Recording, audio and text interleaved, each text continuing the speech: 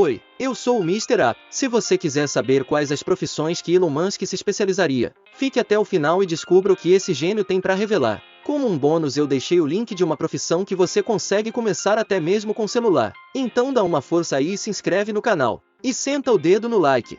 You famously said when you were younger there were 5 problems that you thought were most important for you to work on. If you were 22 today, what would the 5 problems that you would think about working on be?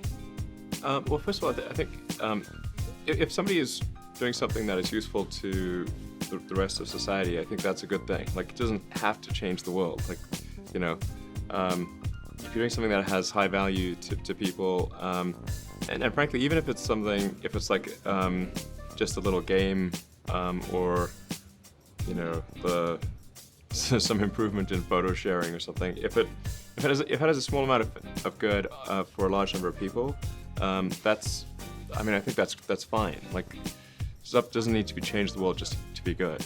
But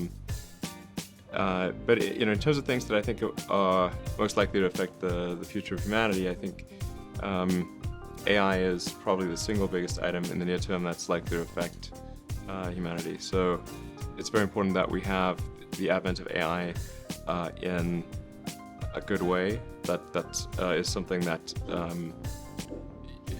if you could look into the crystal ball and see the future, you would like that outcome, because it is something that could go wrong, as we've talked about many times, and so we really need to make sure it goes right.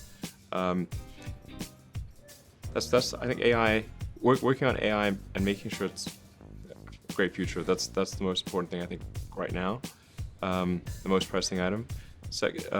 Then obviously anything to do with genetics.